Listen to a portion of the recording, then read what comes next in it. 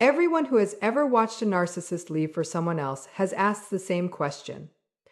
Why them?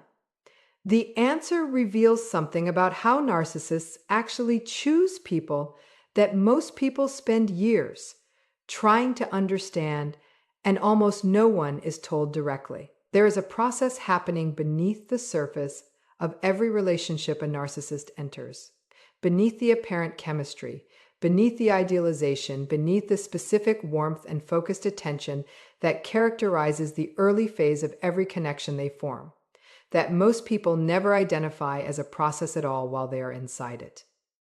It is an assessment, continuous, automatic, and organized around a set of criteria that have almost nothing to do with the qualities most people believe make relationships valuable. What most people don't realize is that the narcissist's selection of a partner is not primarily an emotional event. It is a supply calculation, a rapid evaluation of what this person is likely to provide, how consistently they are likely to provide it, how much resistance the extraction process is likely to encounter, and what social and psychological return the investment of a relationship with this specific person is likely to yield. The person who scores highest on these criteria at the moment of assessment becomes the chosen one. Not because they are the most compatible in any genuine sense, not because something authentic was discovered between two people over time, but because the assessment concluded, rapidly and on the available surface evidence, that this person represented the most favorable supply environment among the currently available options. Pay attention to what this reveals about the specific qualities the narcissist selection consistently gravitates toward, because they are not the qualities that most people assume make someone attractive to another person. They are not depth, not intelligence, not genuine warmth. They are the qualities that predict supply provision and low extraction resistance. Emotional availability that borders on emotional need, a tendency to prioritize the relationship's continuity over personal integrity, a strong response to admiration, and an equally strong response to its withdrawal, a pattern of taking responsibility for other people's emotional states, a history that suggests a higher than average tolerance for the specific forms of difficulty that narcissistic relationships consistently produce.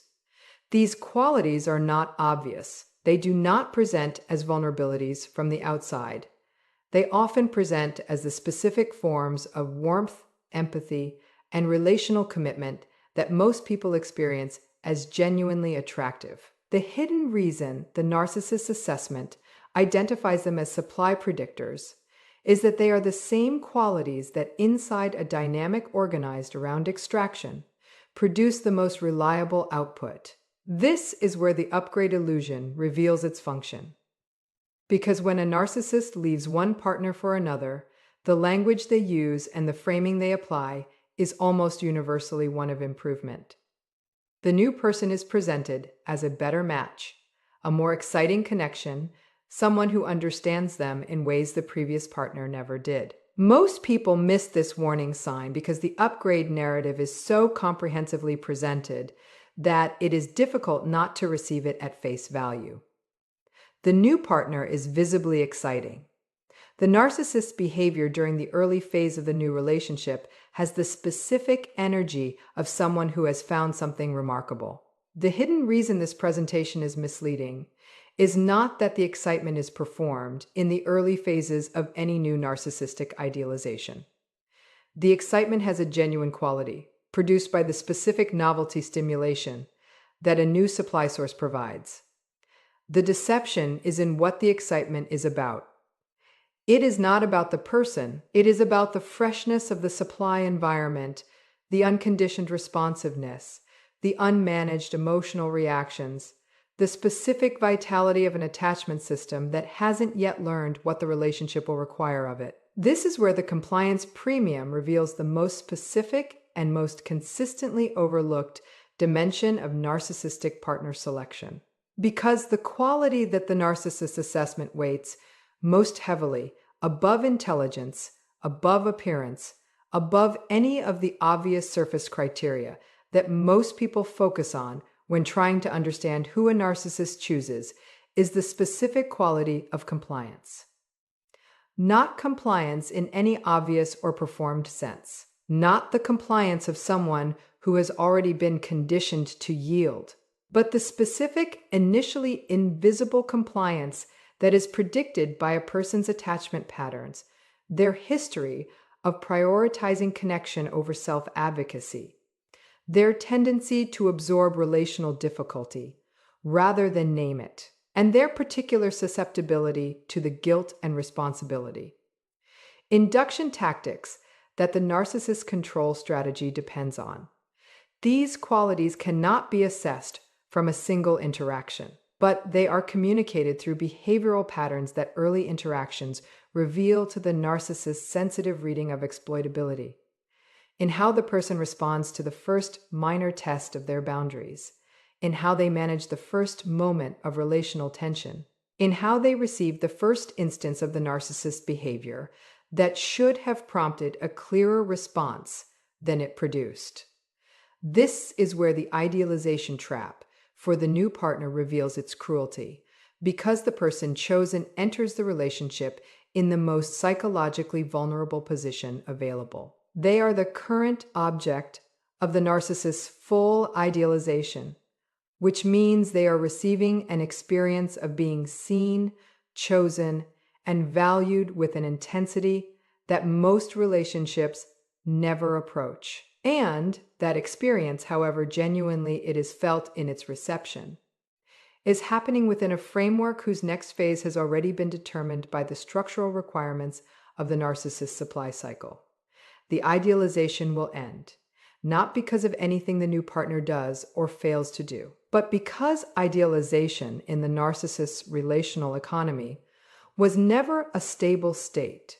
It was always the entry mechanism, the phase through which access was established and attachment was created, and it carries within its structure the seeds of the devaluation that always follows. Most people miss this warning sign because nothing in the idealization phase suggests that it contains those seeds.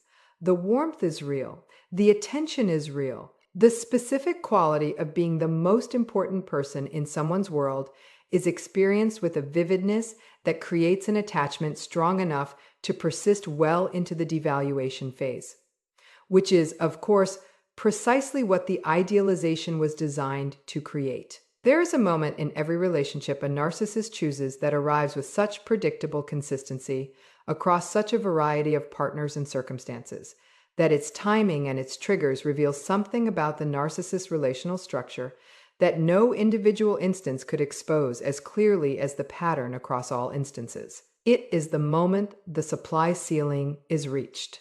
What most people don't realize is that every person the narcissist chooses has a natural supply capacity, a level of emotional engagement, attention, and responsiveness that represents the upper boundary of what they can sustainably provide given their own psychological resources, their own needs, and their own developing understanding of what the relationship is actually requiring of them.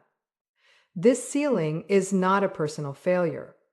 It is simply the natural limit of what any human being can provide when one party in a relationship is consistently extracting more than they are contributing. And the narcissist's relationship with this ceiling is entirely predictable because the moment the ceiling is reached, the moment the supply level stabilizes or begins declining from its peak, the devaluation phase activates with the automatic reliability of a mechanism responding to a specific trigger. Pay attention to what this reveals about the devaluation's actual cause, because it is almost never what the narcissist presents it as. The devaluation is not a response to something the partner did wrong. It is not the surfacing of incompatibilities that were always present, but initially overlooked. It is the narcissist supply system responding to a reduction in provision with the behavioral protocol that a supply reduction always activates. The partner who yesterday was exceptional today is found wanting. The qualities that were admired yesterday are today the source of criticism. The specific behaviors that were previously praised begin appearing in the devaluation narrative as evidence of the partner's fundamental inadequacy. None of this reflects a genuine change in the partner. It reflects the supply ceiling being reached and the devaluation protocol activating in response. This is where the replacement paradox reveals its most significant consequence. Because the person the narcissist chose as a replacement for a previous supply source was selected, in part for the specific qualities that predicted easier extraction, more compliance, less resistance, fewer demands for accountability, a higher tolerance for the specific behaviors that the previous supply source had eventually begun to name and resist. And these qualities do provide easier supply in the short term. The early relationship with the compliant new partner runs more smoothly than the previous one did by its later stages. The resistance is lower, the compliance is higher, the supply extraction encounters fewer obstacles. But something is missing from this easier supply environment that the previous relationship, however dysfunctional it became, once provided depth, the specific quality of genuine engagement that comes from a person with sufficient psychological substance and self-awareness to resist being entirely reshaped by the extraction process. Most people miss this warning sign because the replacement's compliance looks, in the relationship's early phases, like a positive development, rather than a supply quality limitation. The hidden reason it becomes a limitation is structural. What makes supply easy to extract is often the same quality that makes it insufficiently nourishing to sustain the narcissist's internal requirements across the duration of a relationship. This is where the devaluation timeline reveals its most important characteristic, the characteristic that distinguishes it as a structural pattern, rather than a relationship-specific outcome. The timeline is consistent across partners, not identical in its surface presentation. The specific content of the devaluation, the particular criticisms deployed, the individual behaviors that attract the narcissist's contempt vary from relationship to relationship, but the timing, the phase structure of idealization, transition, devaluation, and either discard or sustain dysfunction follows a sequence that the specific partner never determines. What most people don't realize is that this consistency is the most important data point available for understanding why the narcissist's chosen relationships never last. Because if the timeline were determined by relationship, specific factors, by what the specific partner provided or failed to provide, by the specific incompatibilities that emerged, it would vary. Some relationships would skip phases. Some would arrest in the idealization phase indefinitely. Some would reach devaluation and then return to genuine stability. None of them do. Because the timeline was never determined by the relationship. It was determined by the structural phases of the narcissist supply cycle. Phases that activate and progress with the consistency of a mechanism that doesn't vary based on who occupies the partner position. Pay attention to what this implies about the new chosen partner, because the implication is structurally unavoidable. Whatever they were selected for, however genuinely the idealization was experienced, however specifically they seem to address the inadequacies the narcissist identified in the previous partner, they are subject to the same structural forces. The idealization will give way, the supply ceiling will be reached, the devaluation will activate, and the specific person who was chosen will discover in the transition from idealized to devalued that what they were selected for was never the foundation of what would determine their experience of the relationship. This is where the mirror requirement reveals its function as the most fundamental and least acknowledged selection criterion in the narcissist's entire assessment process. The narcissist does not simply want a partner who is compliant or who provides consistent supply. They want something more specific, a partner who reflects back a particular image, not an accurate image. The specific image the narcissist requires in order to maintain the internal narrative of their own superiority. their own exceptional nature, their own special status in the relational and social hierarchy they occupy. This mirror function is so central to the narcissist selection that any deviation from it, any moment when the partner reflects something back that diverges from the desired image, any instance of independent perspective that introduces a view of the narcissist that doesn't confirm what the mirror was selected to reflect, is experienced by the narcissist system not as the ordinary difference of opinion that genuine relationships contain. It is experienced as a malfunction, and malfunctions in the narcissist relational economy trigger the same response that supply reduction triggers: the devaluation of the source that is no longer performing its designated function. Most people miss this warning sign because the mirror requirement is never stated. It is never communicated as an expectation or a condition of the relationship. It simply operates in the specific warmth that arrives when the reflection is accurate, and the specific coldness that arrives when it is not, as the invisible governing principle of the narcissist's relational experience. And the partner who is chosen for their apparent capacity to provide that reflection eventually discovers, through the specific pattern of when warmth arrives and when it doesn't, that the relationship they believed was about them was always primarily about what they showed the narcissist about themselves. There is a dimension of the narcissist partner selection that most people never consciously identify, because it operates not in the private relational space, where the extraction dynamic is most visible, but in the public social space, where the narcissist's self-presentation is most carefully managed. The chosen partner is never simply a partner, they are a component. What most people don't realize is that a significant portion of the narcissist's assessment of any potential partner involves their social proof function, the specific value they add to the narcissist's curated public presentation. The attractive partner confirms desirability. The high-status partner confirms significance. The apparently warm and admirable partner confirms the narcissist's own apparent warmth and admirability by association. The partner who is visibly devoted confirms the narcissist's worthiness of devotion. These social proof functions are not incidental to the selection. They are among its primary drivers, operating alongside the supply assessment to produce a partner choice that serves both the internal supply requirement and the external image management requirement simultaneously. Pay attention to what happens when the social proof function diminishes, because the decline is as reliably connected to devaluation as the supply ceiling. A partner who is no longer performing the social proof function, whose visible unhappiness contradicts the narcissist's public narrative, whose independent perspective introduces a view of the narcissist that the social audience might find less flattering, whose presence in shared social spaces has become a liability rather than an asset, begins losing value in the narcissist's internal assessment along a second dimension simultaneously with the supply decline.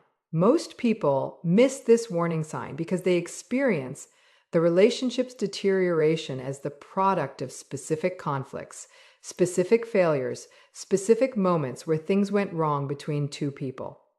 The hidden reason the deterioration was always more structural than situational is that the value the partner was providing was always more functional than relational.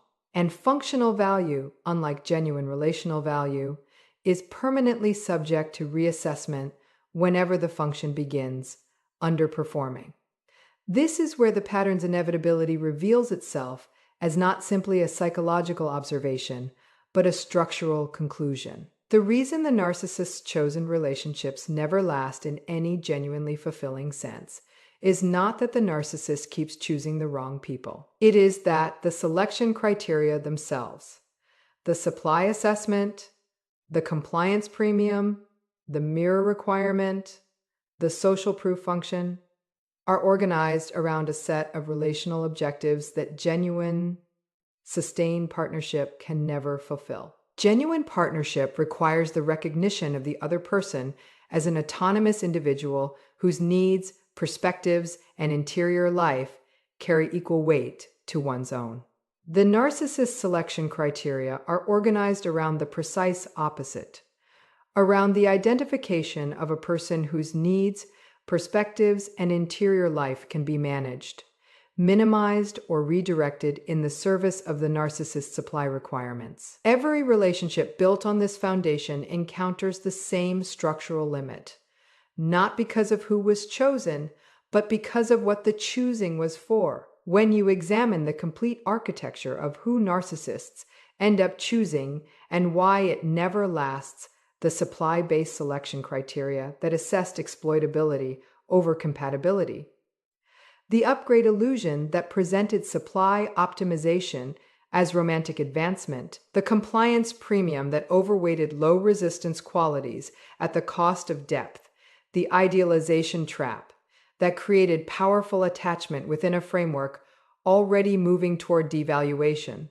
the supply ceiling that activated the devaluation protocol with structural reliability, regardless of the partner's specific qualities, the replacement paradox that traded depth for ease and discovered that ease and nourishment are not the same thing, the devaluation timeline that followed the same structural phases regardless of who occupied the partner position, the mirror requirement that made any independent reflection a threat to the relational function the partner was selected to perform, the social proof function that added an external dimension to the internal supply assessment, and the pattern's inevitability that made the outcome not a series of unfortunate relationship failures, but the consistent output of a selection system organized around criteria that genuine partnership cannot sustainably serve.